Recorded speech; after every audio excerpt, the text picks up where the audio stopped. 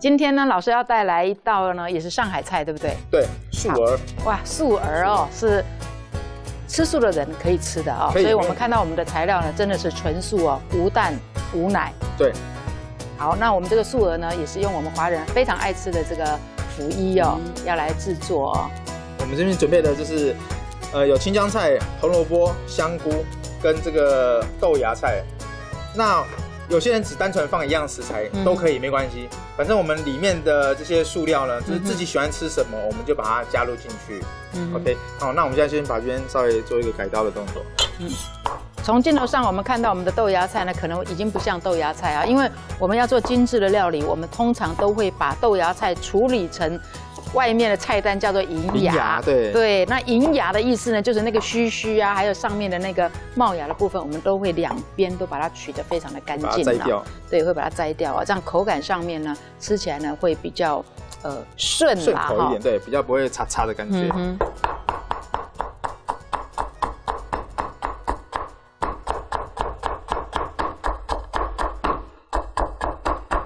还有老师在切这个菜的时候呢，可不可以也请老师呢再跟观众朋友分享一下，我们要怎么样选这个香菇，怎么样来浸泡这个香菇呢？香菇的话，一般我们都是选用那个冬菇，对，那它的裂纹呢要稍微要丰富一点，对它那只要没有的话，我们也没关系，就是平常的我们的溜蛙沟都可以，那我们就是用一般的清水泡发就可以了，对，我们可以选用一点好一点的日本的也可以，或是台湾本土都可以。然后我们炒的时候，重点是把那个香气给炒出来就可以了。好，所以它的溜蛙沟其实就是纽扣菇啦。就是我们在包肉粽的时候呢，我们通常都会选择这个很小的这个纽扣菇呢，来做我们的这个肉粽哦。我们觉得这个差不多就是1切2就可以了。我们的切丝方法也这么比较厚的啦我们也是把它呢。切薄一点，再来切丝。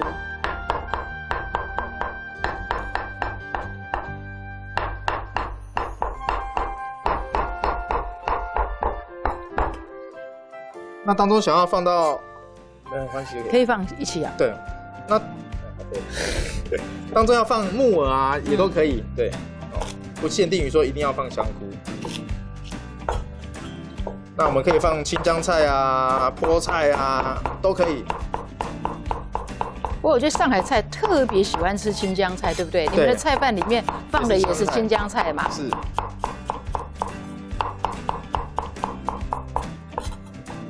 因为它比较脆口。对。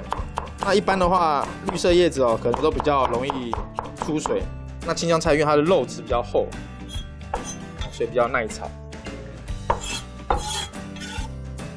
青江菜被用的非常的大量像我们一般在这个传统的市场里面呢，1年4季都看得到这个青江菜的这个踪影哦。那我们这个银耳呢，剥好之后要泡在水里面，对不对？对，这个豆芽泡水里面，要不然会容易会黑掉。那我们就先，那我们纯素食的朋友，我们可以加入一点香油去炒它。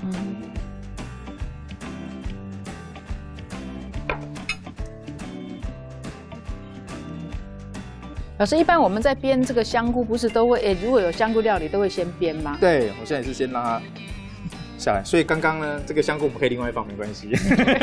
这个香菇还是要先煸香。香菇还是要先下去的。它放一起，全部一起炒，那香菇不就是那个味道、那个香气出不来吗？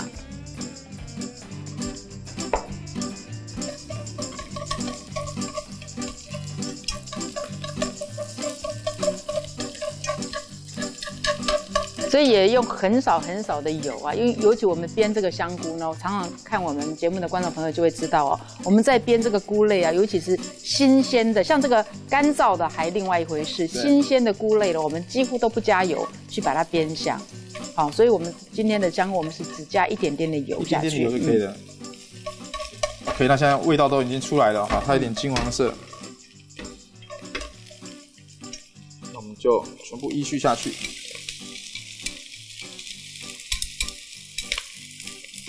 需要一点水，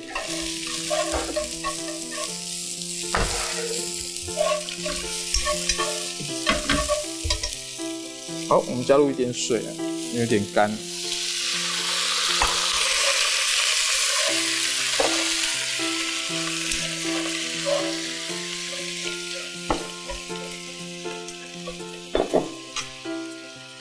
好，因为红萝卜跟青江菜它的质地比较厚，比较扎实一点哦，我们稍微给它焖一下。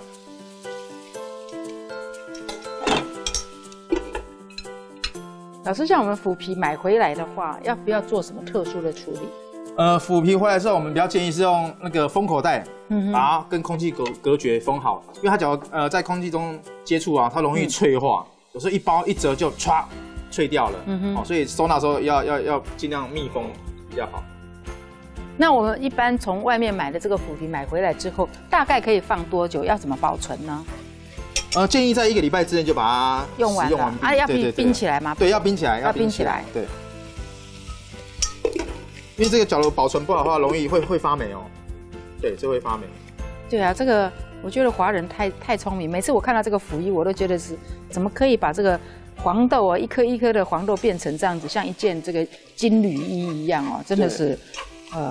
很多老外会在吃这个中国料理的时候，这是老祖宗的智慧。对，没有错。明明小黄瓜就直接啃就好了，你们还可以把小黄瓜刻花，然后又把它薄成薄片，薄片又塞到什么番茄里面啊？我觉得老外看到，有没有老外很想要来学中国料理？好像很少哦。不多。对，因为我们的工序，因为这个我们中华料理博大精深啊，里面有太多的把他们都吓跑了，对不对？他愿意学中文就已经很了不起了。不过我为什么问这个问题呢？我就是下雪的冬天呢，我到了这个东京一趟啊，发现到在这个东京非常有名的竹地这个海鲜市场的时候啊，你知道吗？在排队吃他们的这个蛋卷，就是日本的这个玉子烧的时候，居然我告诉你。在那边做蛋卷的是一个老外哦，排队排到哦，我觉得太惊讶了，一个老外居然站在那个地方做传统的玉子烧，所以我就在想说，我好像目前呢，我希望哪一天我们节目也会请到一个老外，他来煮中国料理，而且是煮得非常道地的哈。那我们就稍微焖一下豆芽，最后放进去，因为豆芽的时间不用那么长哦，最后再放入豆芽。那我们做一下基础调味，不要放太多的调味料哦，因为本身这些蔬菜呢都很营养、很健康。就放一点少许的酱油，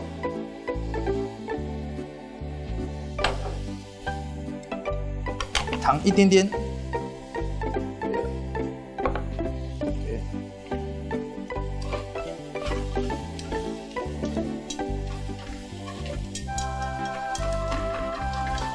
那我们尽量还是把这个蔬菜给焖透。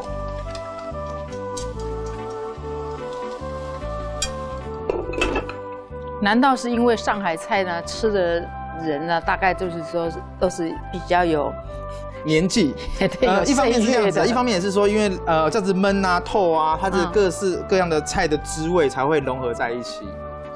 可是我好担心哦，那个营养刚刚剥的那么辛苦的，你好像焖好久哦，老师你不担心把它焖烂掉吗？其实它最后我们所谓的焖倒之后，它还是会保留一点脆口的感觉。对，那这道菜也是冷热皆宜，热热的吃跟冷冷的吃，冷冷吃反而会更脆口。哦，是哦。对。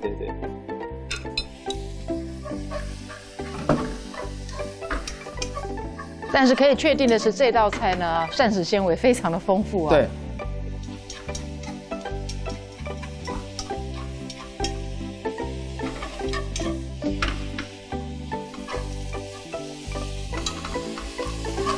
那炒冷之后，我们就是把它沥起来了，就是要把多余的汤汁要沥掉。对，我们要把它沥掉。哦，那这个也是配包。要是我不知道，我就想说，等冷一点就可以直接包了。对，因为包的话这样子太湿哦，可能大家在包的过程就比较不方便。把它沥出来。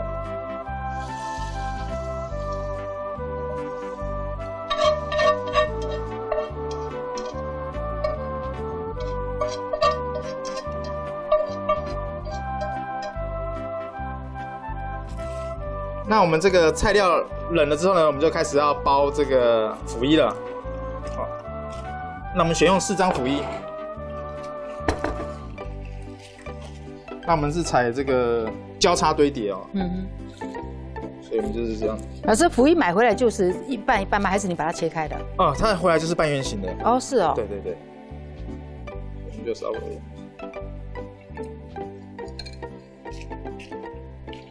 就是用面糊这样子。对，面糊交叉。因为交叉叠，它等一下比较不容易散开。你假如一次2张2张这样子的话，它可能在卤制过程就会刷亏了。哦，所以就把它变成一个圆形就对了。对。那他们为什么做腐衣的人不做一个圆形呢？这个问题问得好。我以前这个20年前我就有这个疑问了。对啊，应该是方便收纳啦。是圆的会不方便收纳的。其实我在这个香港跟大陆的时候，他们是有做方的，对他们有做方的。那方的其实用起来还蛮方便的。对啊，我想说，既然是半圆形，要把它连成，就做的时候就直接一张，像我们在卷这个蛋皮，也就做一个饼皮一样嘛，哈。是。OK， 好，希望呢做腐衣的这个厂商呢，想想看有没有办法做成圆形的哈。好，那我们就是说先拿一半的量。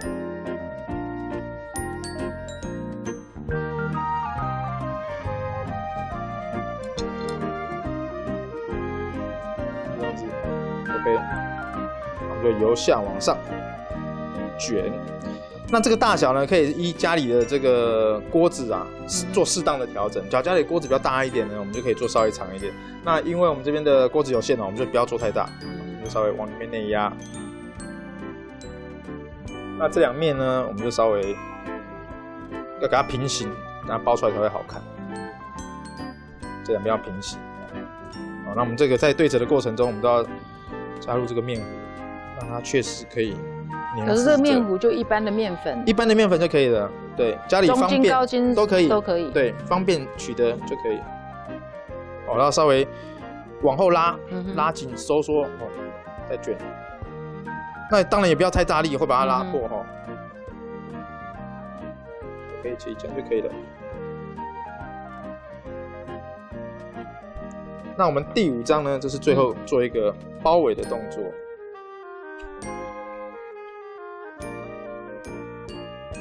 所以一个素鹅卷，它就是要有5张腐皮就对了，5张半圆形的腐皮。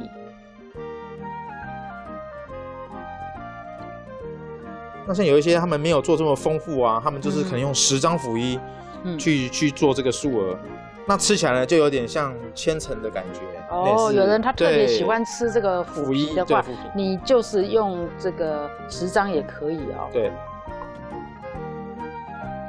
OK。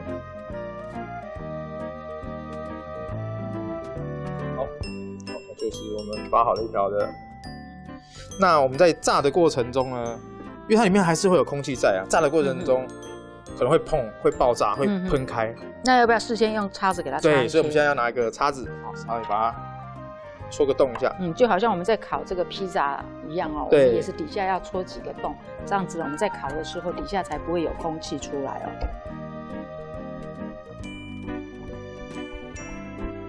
OK， 这就可以了。然后就路油过去炸它。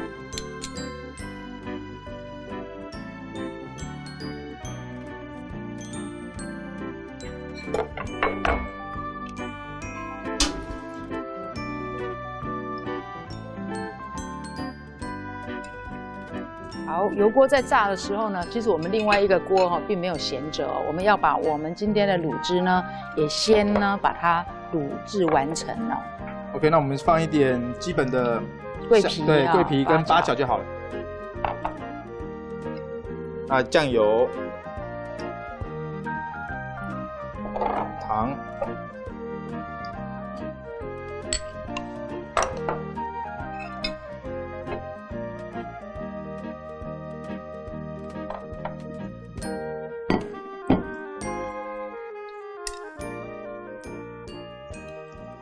腐衣很快就上色了哈。对，腐衣的这时候腐衣它的油温也不要太过高，因为可能里面还没有透的时候，外面就超微搭了，所以炸的时候也要特别要去掌握一下这个火候。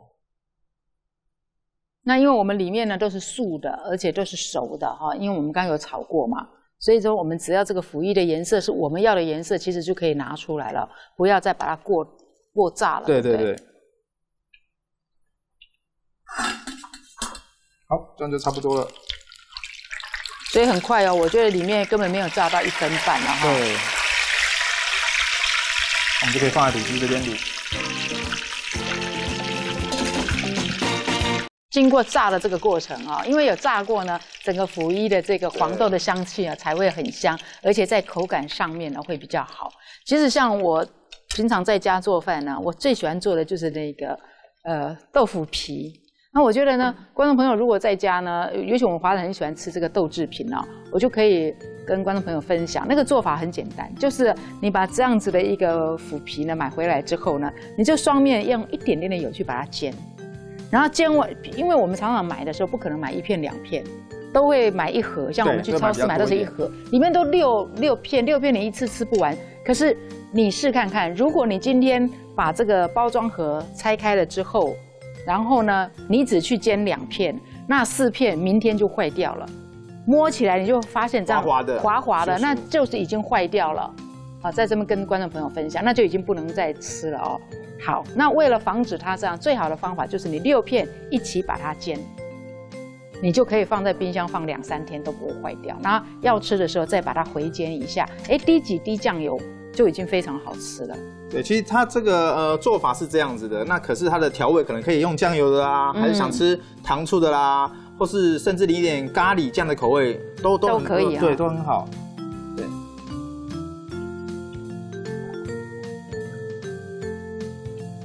那我们差不多卤个3分钟，让这个里面青菜这些菜料就要让它热了哈，这个时候就要给它卤透。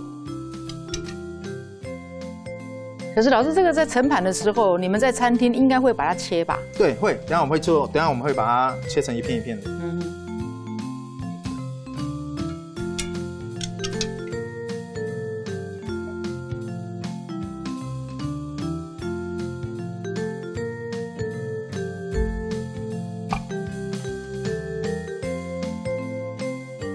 好，我们现在差不多了哦，那我们就先把它捞起来了。那捞的时候特别小心哦，因为它现在很软烂，很怕它你刚刚粘的地方又对。我是不是爱把这提过来给你洗这里？嘿哦，还洗姐，其实做菜很开心，对不对？哎呀，很开心啊！老师看到你来上节目，我都很开心。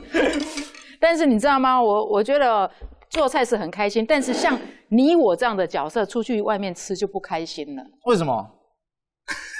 很难找到比我们煮的好吃的，对不对？每一个厨师他都很用心的在做一道菜，只是他的用心的程度呢，有没有符合我们的期待这样子？对啦，都很用心啦，但是没办法啊，就是我们每天都吃这个山珍海味的时候，你再去吃餐厅，有时候真的是，你就会发现说，好像没有你预期的这样。其实不是他煮的不好吃，对，是因为由奢入俭难，我们真的是吃了这么多，你看每天都是主厨啊、大厨啊、金牌来煮，你说再叫我跟外面的人说你这个煮的很好吃，我觉得对我来讲已经是非常困难也很尴尬回答的问题了哦。好，我们看一下我们今天的这个腐衣哦，切出来，因为我想应该不是规条旁落去的吧，哈。嘿，规条有较无方便夹，嘿。那我们取出来之后，我们就可以切块。那在家里的话，我们建议可以是稍微让它放凉一下啊，放凉再切，形状会比较好看一点。好，那我们节目关系，我们就是趁这个热的时候，我们就先改刀。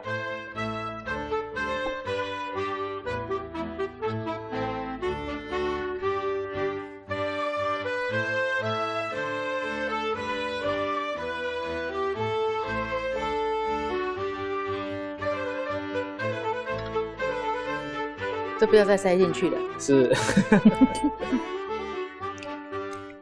啊，好甜哦。对。哦，原来是这样子的摆盘。对。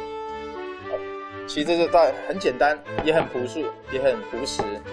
好，这就今天呢，我们这个陆老师呢带来的这个卤素鹅哦，是真的很简单。有时候很多观众朋友说怎么教那么简单？但是呢，很多简单的东西其实是最耐人寻味的。对，而且还可以吃出它的真正里面蔬菜的原味，它的滋味都融合在一起。对，而且我们一般来讲啊，腐皮我们常常都是吃炸的，对不对？可是经过这个卤的过程里面呢，你吃起来你会觉得说，不容易上火。哦，不像油炸的东西哦，它有另外一种这个风味哦。所以说我们这样子经过几次的这个烹调呢，卤出来的这个素鹅呢，我相信观众朋友呢一定会喜欢吃哦，老少咸宜。我们今天很开心，陆老师来到节目呢，谢谢跟观众朋友分享呢简单又好吃的这个上海菜卤素鹅啊，吃素的朋友一定也会喜欢啊。那如果吃素的朋友想学这个素菜呢，也一样可以到我们的粉丝专页留言哦。